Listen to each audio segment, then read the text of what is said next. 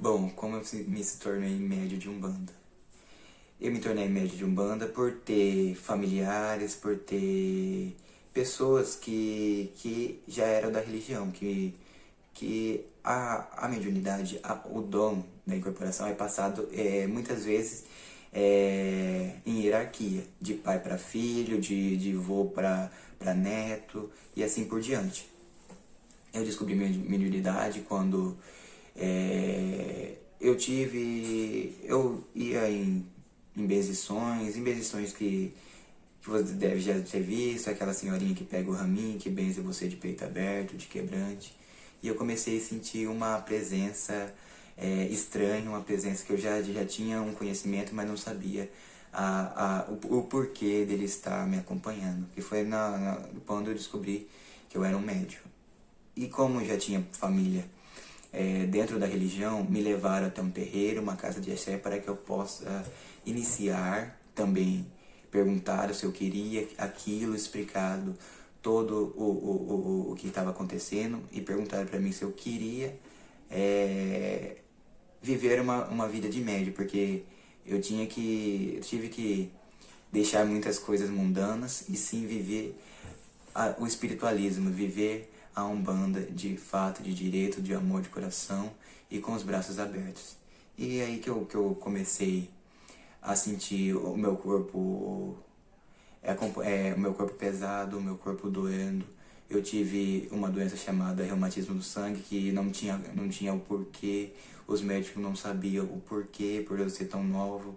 Eu tinha 13 anos, foi quando a espiritualidade se aflorou em minha vida. Eu curti muito a minha infância e deixei de ser aquele menino, aquele moleque, para ser um médio de Umbanda. Sim, tive as minhas responsabilidades, tive apoio de meu pai e de minha mãe para que possa conseguir, que isso é um cargo de uma pessoa adulta, mas eu fui chamado muito cedo porque estava na hora de pegar a minha farda, vestir e ir para a guerra. E eu tive essa doença que não tinha cura, ia iniciando o tratamento. Foi até quando que eu cheguei no mentor, chefe da casa, e perguntei o que estava se passando. Ele me explicou toda aquela situação, o que estava acontecendo comigo, e eu dei início às preparações, os fundamentos para se tornar um médium, um sábio na religião, um adepto da religião, com fato de direito. Eu tenho 4 anos na casa de axé, eu já tenho minhas obrigações, eu já tenho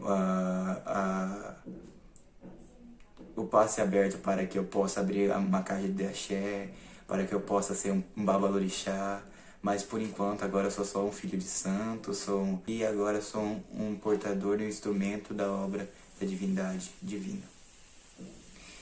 Isso pra mim foi uma coisa muito linda, uma coisa muito sobrenatural, uma coisa muito marcante, porque tudo aquilo que não tinha explicação na minha vida foi se clareando e eu tive que ver muitas coisas, como se dizem, com os próprios olhos para acreditar. Porque quando você entra numa religião que muitos degrinem, muitos agridem com palavras, desacatam, tem um certo preconceito, você fica em choque, sim. Mas como eu fui ensinado desde pequeno pelos meus avós, pelos meus pais, que não podia discriminar e que não podia denigrir, que não podia falar mal, eu fui procurar a conhecer a Umbanda de fato de direito, porque eu estudei, eu procurei saber o porquê de tudo aquilo e tive resposta. E isso eu posso estar aqui para te falar, que a Umbanda não é macumba, a Umbanda não é feitiçaria, e sim é uma religião como as outras que praticam o bem, tendo como nosso maior Deus Pai Todo-Poderoso. E nós não temos vários deuses, e sim um só, um único. Os outros nós adoramos, que fazem parte dos planos, dos pontos das naturezas e estão presentes nos nossos dia a dias. A Umbanda também não é macumba, não é feitiçaria, porque quem procura o mal é o próprio ser humano que chega até uma determinada casa para fazer um certo trabalho. E sim, não é o mentor que está fazendo. E sim, é a pessoa que está indo de má fé, de má coração, de má pensamento. Mas é como o ditado popular: tudo que vai e volta, e o mundo gira, e todo mundo planta o que colhe. Se você desejar o mal, você vai ter o mal. Se você humilhar a pessoa, você vai ser humilhado. E isso é o que a Umbanda prega em um bem-estar, em aconselhar os filhos, os adeptos, as pessoas que estão prontos para uma mudança de vida.